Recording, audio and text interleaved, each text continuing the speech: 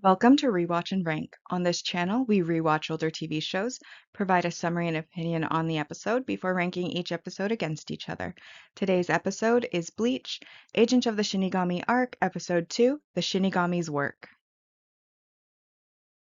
Out in a nutshell is just a brief summary of exactly what's going to happen in this episode.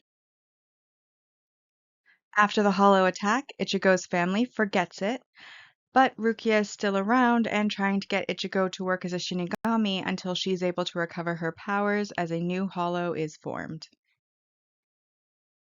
We'll now go into a more detailed summary and give our opinions as we go.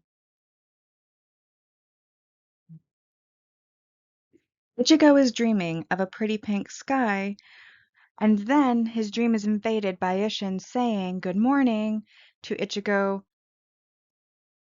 before attacking feet first. Obviously, Ichigo wakes up, and then Ishin yells in pain as he is being attacked by Ichigo.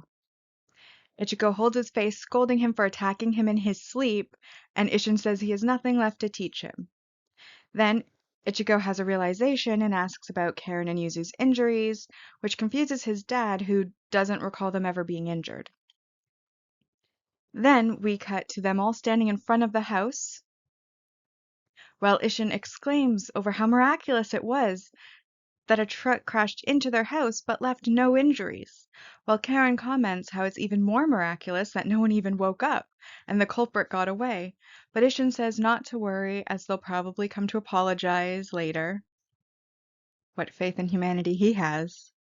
While Ichigo is shocked, thinking about the lack of injuries and memories of what really happened and wondering if some kind of Shinigami aftercare has taken place. Everyone then heads inside, and as she passes him, Yuzu says that Ichigo needs to hurry and eat breakfast or he's going to be late. And he makes an affirmative noise, still staring, and then wonders if Rukia went back to the Soul Society. Now, we don't know yet what Rukia used to alter the memories or heal the injuries. But in the first episode, it was kind of implied that Karen and Yuzu also have some abilities, supernaturally tied abilities to see ghosts, sense ghosts.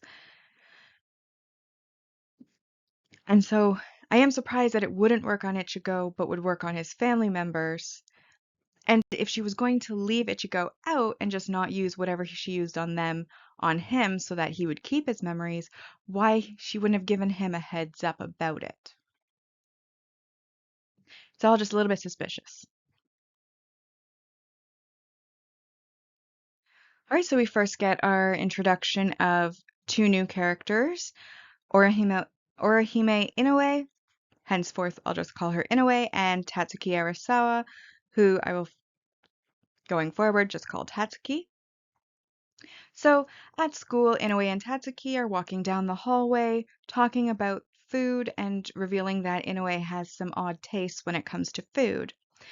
Ichigo, who's just arriving, bumps into them, causing Inoue to fall down, and she says, "Oh, it's you," and starts to apologize, but Tatsuki, who's a stronger character, scolds him, reminding him that he's the one who bumped into Inoue, and so he then apologizes to Inoue, asking if she's okay and offering a hand to help her up.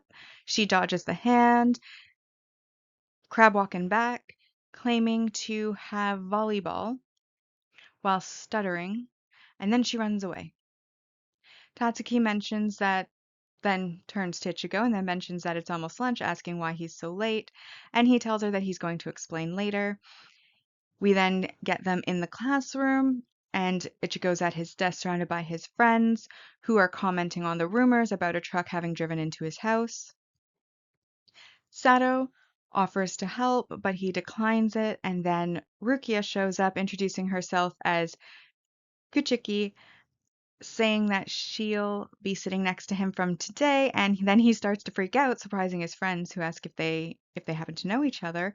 But Rukia says that it's their first meeting and offers to shake his hand, and revealing that there are words written on her palm which are threatening his life if he makes a scene about knowing her. Obviously, we get some introduction of some new characters. His friends aren't really named in this episode, so I'm not really counting that necessarily as their introductions just yet. But definitely Inoue and Tatsuki are named, so those are some new characters that we're learning about. And Inoue, obviously, at this point, seems to have a sort of fear towards Ichigo as she dodges his hand, crab walks backwards, makes a quick exit, stutters over her words while doing so. So clearly, there's some sort of emotion there on Inoue's part, and it looks like fear. Up on the school rooftop, Ichigo yells at Rukia asking what she thinks she's doing, and she plays it off with a "How scary. Just what is the matter?" asking if he's going to do something to her.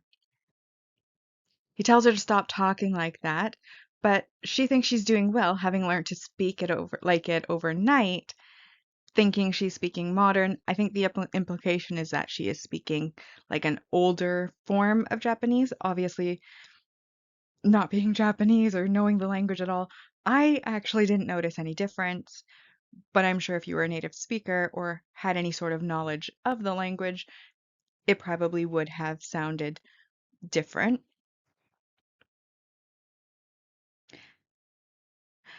So, anyways, he gives up, and then Hat just asks what she's doing there, as he thought that she was going home to Soul Society. She then reveals that only Soul Reapers can go there, and she doesn't have that ability right now. He's obviously confused, so she then goes on to reveal that he took most of her powers the night before, and now thanks to that, she's stuck in a Gigai form. He obviously asks what that is, and she explains that it's a temporary body that Reapers are able to inhabit in emergencies when they are drastically weakened until their powers return so that they can then return to Soul Society. He then makes the connection that that is how others were able to see her, and she, of course, confirms it before telling him that until her powers return, he's going to need to take over her work as a Shinigami. And she says it like it's a good thing, while he is terribly, terribly confused with question marks circling his head. And she goes on to say that it's only natural as he now has her powers, saying that he doesn't really have the right to refuse, just as he says that he, in fact, does refuse, because he doesn't want to fight such monsters again.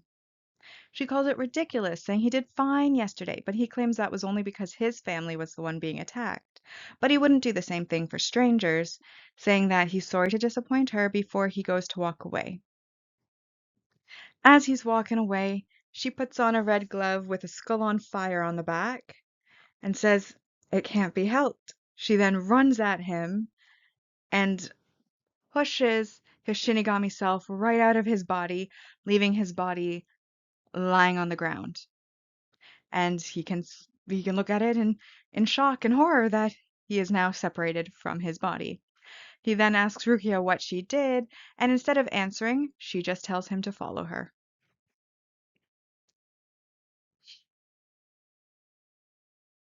Now, I already mentioned this when it came up earlier in the scene, but obviously when he tells her to stop talking like that, she was apparently speaking a different dialect or a different accent or pitch or something like that.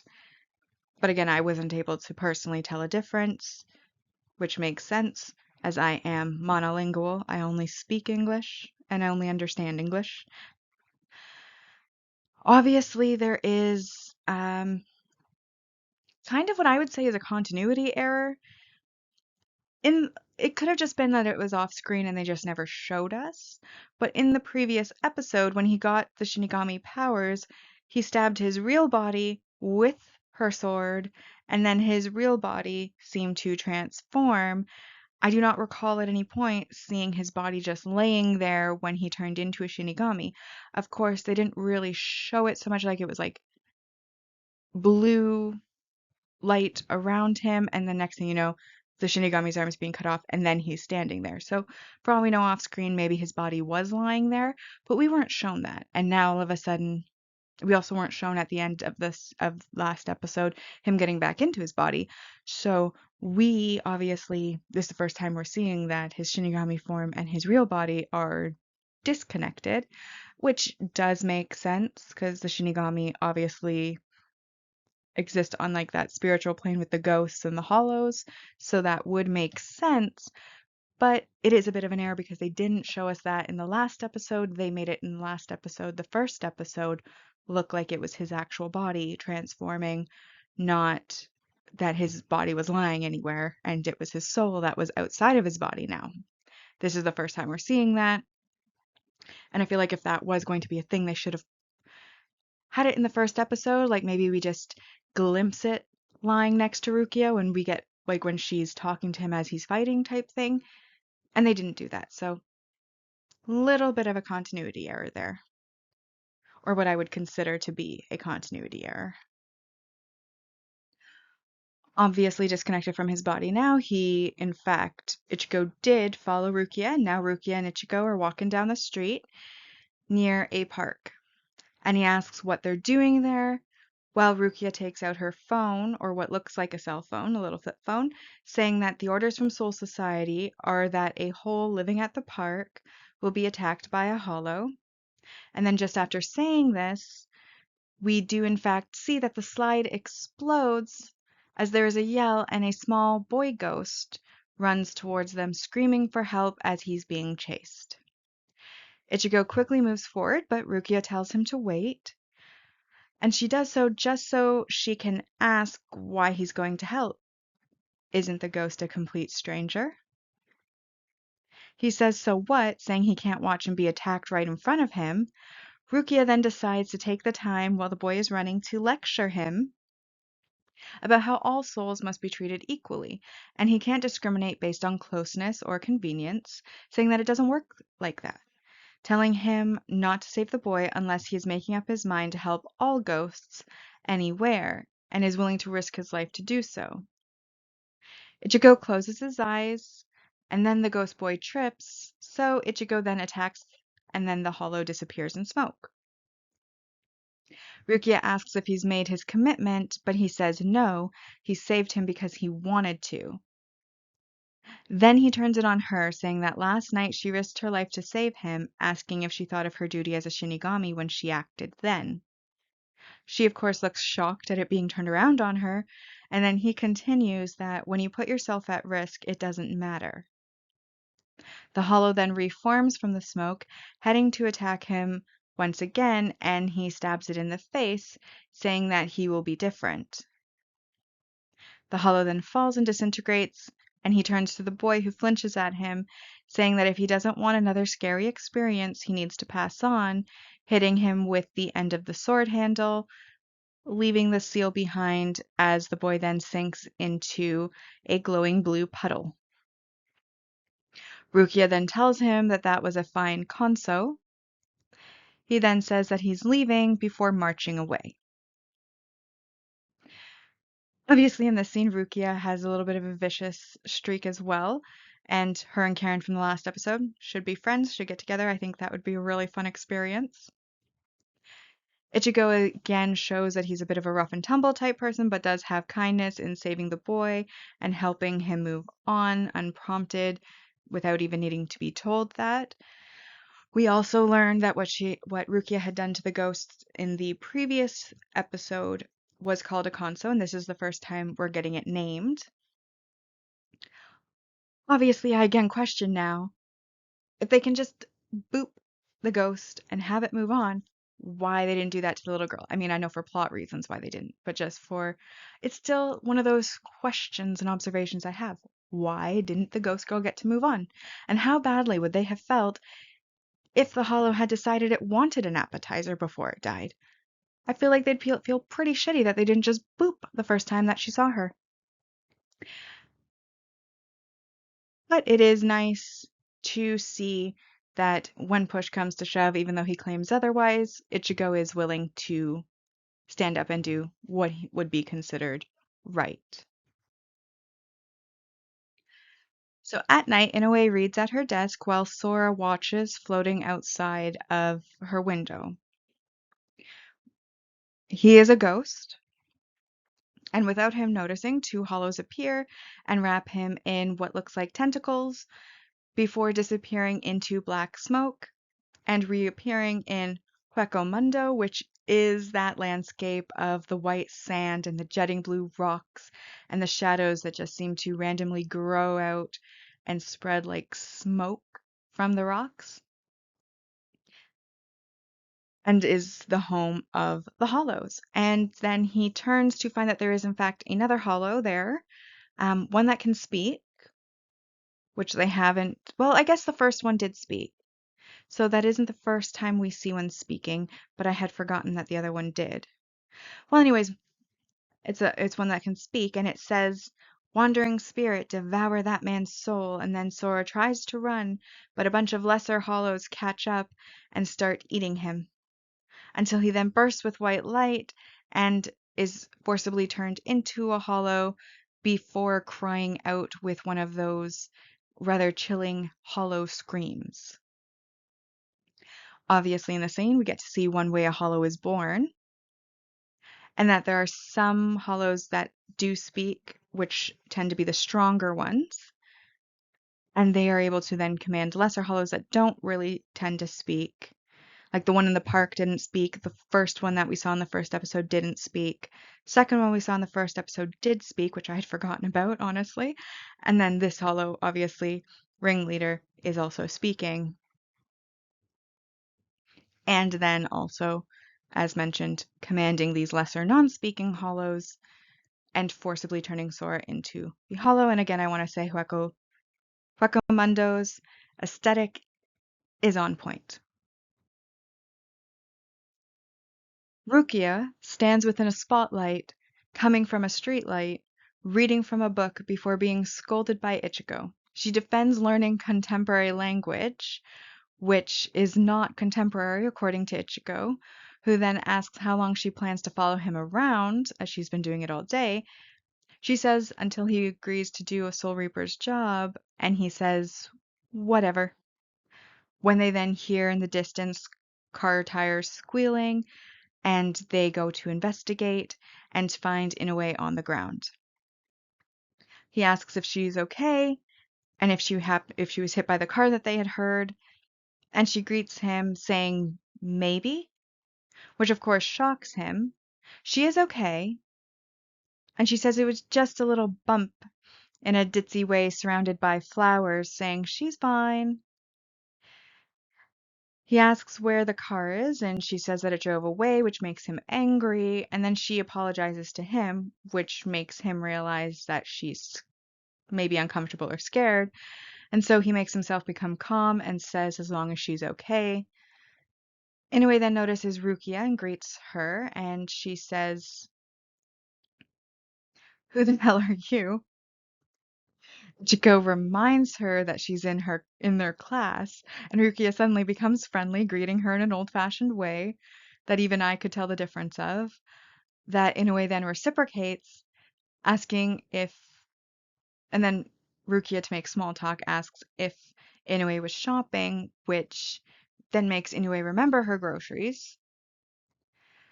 Rukia then notices that on Inoue's leg there is a bruise in the shape of a clawed hand and asks how she got it. Inoue assumes that it was from the car, and Ichigo says that it looks like it hurts, and she does admit that it does a little, but that she's still fine. Rukia then crouches down to get a better look with a serious and thoughtful expression on her face, which Inoue notices. She then reiterates that it's nothing and says her goodbyes. Ichigo does offer to walk her home, but she declines before leaving. And again, she declines in that sort of stuttering, absent-minded way. Once she's gone, he then tells Rukia that Inoue needs to be more careful. As rewatchers, we do know the future. And there is a bit of a running gag about Inoue's odd tastes with regards to her grocery orders and her food preferences. Because it is ongoing, I'm not going to mention it every time, but typically if food comes up, assume the worst as far as flavors are concerned.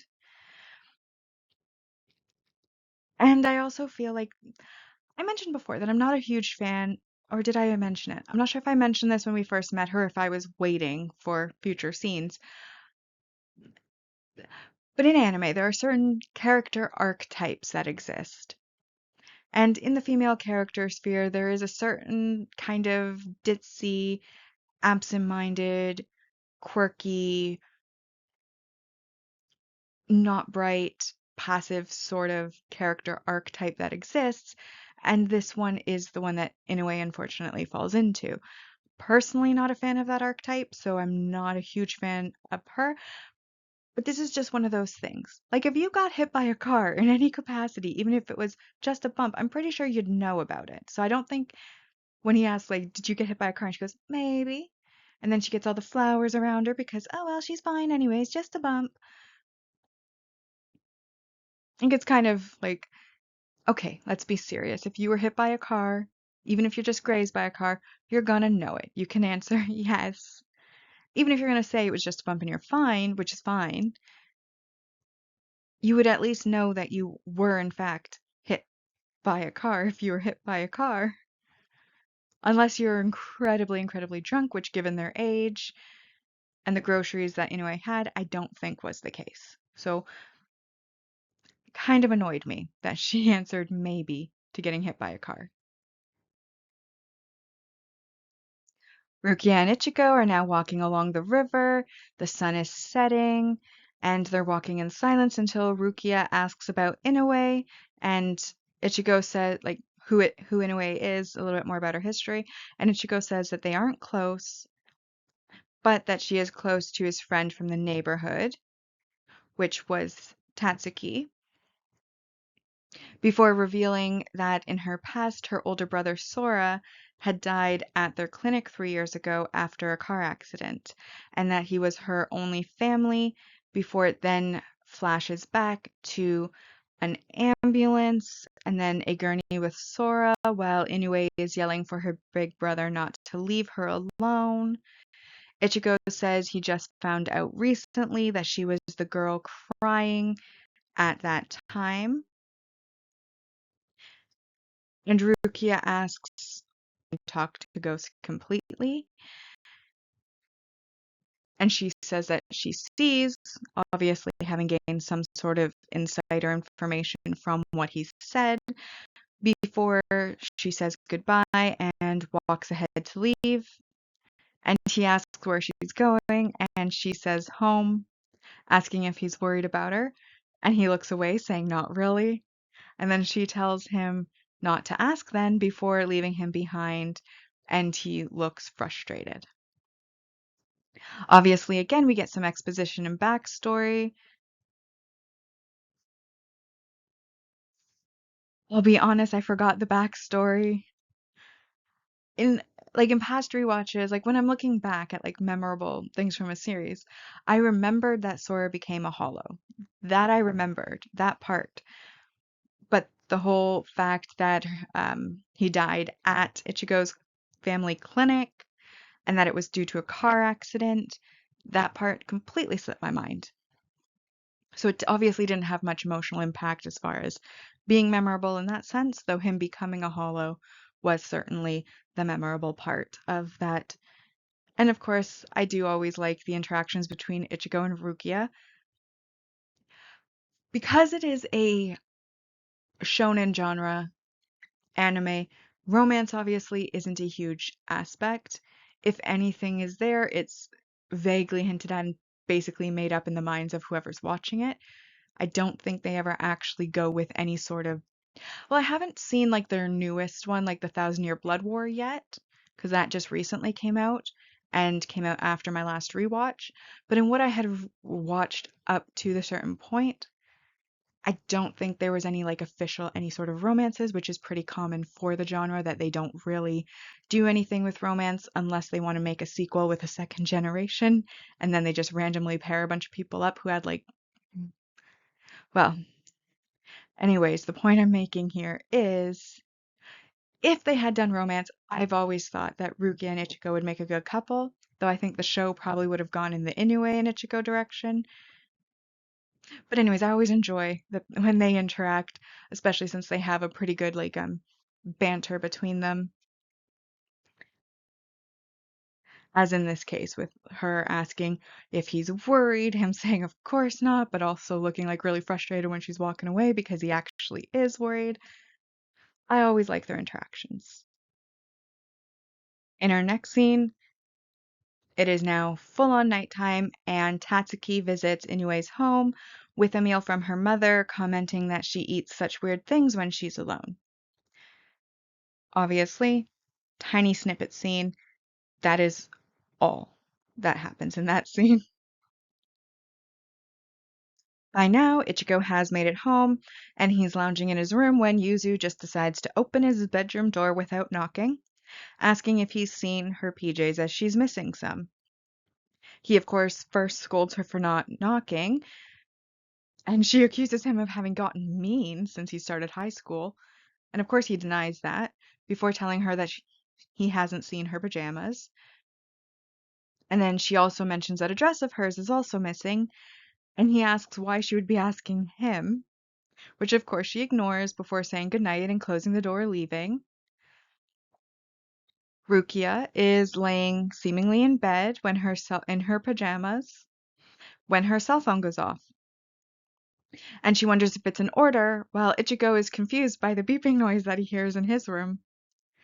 Rukia then looks at the phone, becoming shocked, and opens his closet to tell him that they have a problem.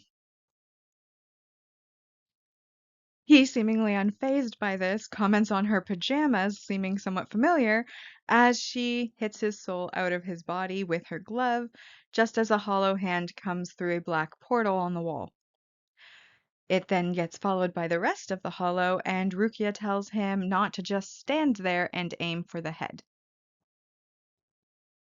The weight of the hollow breaks his bed, and his sword is so long that he cuts his own ceiling when he tries to attack the hollow. He manages to injure the hollow's arm, and Rukia scolds him to not just swing his sword around, but he tells her to shut up as he's trying to concentrate on his fight, and that all he has to do is kill it. He nicks the mask, but it doesn't harm the hollow. It just cracks the mask enough to reveal part of Sora's face underneath. Sora then does his hollow screaming, runs away through another portal, and Rukia says that they have to go after it, but Ichigo doesn't follow. He's frozen. When Rukia asks what's wrong, Ichigo tells Rukia that the hollow's face was Sora, Inoue's brother, which of course surprises her as well. Now, you may have noticed that I started to laugh a little bit earlier. Obviously, we now know where Yuzu's dress went, which was what she was wearing earlier that day when they ended up meeting Rukia with the car, and then now she's wearing her pajamas, so she's helped herself. I also love that she's just moved in and made herself at home in his closet. Like when she said she was going home, she was going to his closet of all places. And then he's like completely unfazed by this. Like she comes barreling like out of his closet that she's decided to move into, wearing his sister's pajamas. And he seems perfectly fine with it. It's hilarious to me. And it's one of the things I like the most about these like earlier seasons when they sprinkle in a bit of comedy to kind of break up all of the battle scenes and the more serious tones of things. This is one of my favorite moments, and it's incredibly one of the more memorable moments as well throughout the series.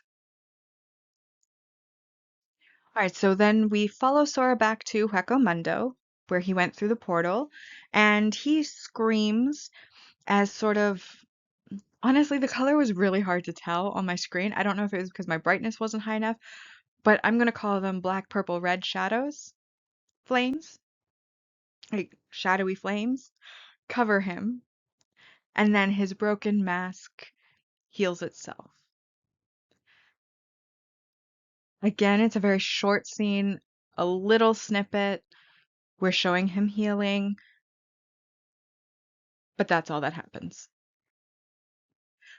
All right, so now we're back with Ichigo and Rukia, and they are staring at one another in his room, and she tells him that the proper way to kill a hollow is to split its head from behind, There are two reasons for this. One is to reduce the injuries, and the second is so that you never see the Hollow's identity, as she reveals then that all Hollows were once human souls, which visibly shocks him. He says that she never told him that, and he thought that they were just some monsters they needed to kill, and she confirms that they are now just some monsters, and that they need to be destroyed. Ichigo, of course, hesitates, saying, but he was once human, and Rukia explains that grudges and regrets, souls with such negative feelings, are hard to perform a conso on, which leads to them lingering in on Earth alone, essentially. As they are alone, they either become hollows themselves or are devoured by other hollows, which then morph and become new hollows, which we know the second one is what happened to Sora. Now, to me, the way I look at this is similar to vampires, werewolves. They once were human, now they are not human. They once were human, now they are monsters, and you destroy monsters, depending on the type of show it is. Obviously, there are some exceptions where the supernatural creatures become the good guys, but if we're looking at like traditional monsters, they're no longer human, and you do want to destroy them as they are now a threat. So I personally don't see what the big deal was, even if Sora was once human. Now it is established he is a hollow going forward, and so because they are now a threat to everyone, will go after the living and the dead to consume even more. He does need to be destroyed, just like Rukia said. It's very simple. Ichigo obviously disagrees, but I think it's pretty simple. And so we come to our final scene of the episode. Inoue is gossiping to Tatsuki about Rukia and Ichigo and how they were walking together, which shocks Tatsuki, who didn't realize Ichigo was so quick to make friends, and scolds that he didn't want that he didn't like scolds Ichigo that he didn't walk with Inoue home, even though she was injured. Of course, Inoue defends him, saying that he did offer before blushing and then starts shouting random things. Before it then shows a picture of Sora, and there is a bang outside. Tatsuki and Inoue look around as the banging continues, and then outside Sora screams. Obviously, it's left as a cliffhanger. I'm not fond of them, but if you're ever going to watch anime, especially a battle type anime, you have to get used to them. They're pretty frequent. But this is our first cliffhanger on episode 2. And as I had mentioned in previous scenes, in those scenes, they obviously animated it to make Inoue look like she was afraid of Ichigo, that she was scared, gave those hallmarks like facial expressions, the like backgrounds, obviously the behaviors. But now we see, in fact, that she's blushing, which obviously means that she is not scared of Ichigo, but most likely likes him. Though, again, I'm going to say, while I don't think romance is a huge thing in the show, at most it doesn't go through like the blush and crush stage, I don't think. We may see as we continue to watch the episodes whether I'm misremembering or not, but from my previous rewatches, I don't believe that there's a romance element beyond, like I said, a little schoolyard crush type thing. Like there's no serious relationship. But if there was going to be one, I will say it. I think Ichigo would be way better with Rukia, but I really think the show is trying to push Inoue on him. And obviously in this scene we get the first hint of that with her blushing when Tatsuki brings him up and brings up him not walking her home. But also, it should be noted that I really liked the whole, like they're just sitting there having a typical night, gossiping, and then like and the banging outside, and then the eerie scream. And I don't know if they would be able to hear the scream because obviously not everybody can see or hear like hollows and ghosts and such. But I do think that that's set up really well and it makes you want to go in to see what happens the next episode. And so we come to the part of the video where we get to rank the episode against all of the other episodes within the same arc. We rank on two lists. There's the personal ranking, which is obviously my own list with my own like based on my own opinion of the episode. And then we have a mostly objective ranking list. Mostly objective because it's not absent of judgment or bias, but it is absent emotion, which is why I deem it mostly objective. And so we have our mostly objective rank values on the screen, and I have highlighted those that apply. I'm also going to state them out loud, so if your screen's too small to see them all, or you're listening instead of watching, then don't worry, I'll tell you which ones apply. So, first off, we have some multi-arc support, like single arc supporting characters, which is Sora. Obviously, he is just the one episode, and that is worth 1 point. Then we also have some multi-arc supporting characters. Um, that's Tatsuki, that's Keigo, um, Mizero, and Sato. Well, no, not Sato. So the multi-arc supporting characters are Tatsuki, Keigo, Asano, and Mizero Kojima, which are each worth 3 points. Then we have the multi-arc main character introductions, and that would be Inoue and Sato, which are worth 4 points each.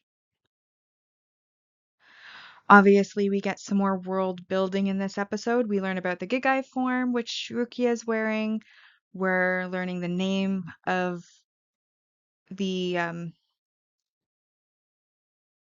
helping people pass on is called a conso, performing a conso. We learn the ways that hollows are made. So there's quite a bit of that going on, which is also worth another 4 points. And then we also have some multi-arc main character developments, which is where we go into Inoue's backstory and we tie in the clinic to that. And that is also worth 4 points.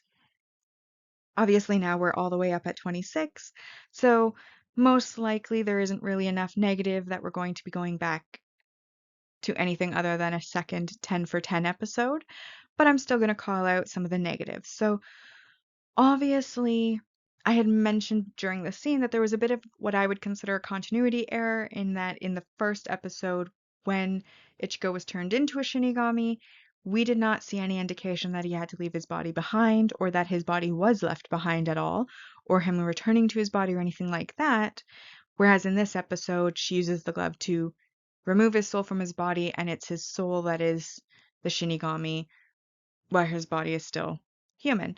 And they need to be separated for it to work, which I feel like even if it had just been hinted at the first episode, wouldn't have been continuity, but it really wasn't, or at least not that I recall seeing or had seen.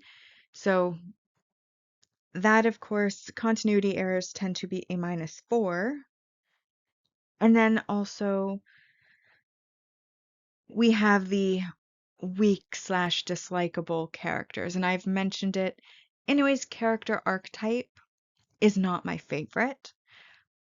I'm not going to mark down every episode that she's in, but as this was the introduction, I will apply it to this episode. I find her dislikable, her archetype dislikable.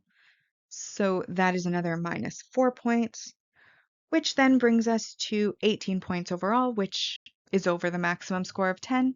Therefore, as I had mentioned, it does in fact become a 10 out of 10 episode. Second in a row. So on the mostly objective ranking, when two episodes have the same score, they'll just be ranked in episode order. So The Day I Became a Shinigami is still the first place, and then in second place we have The Shinigami's Work. For the personal, this is where things have changed. So with this episode, I marked it higher than the first episode.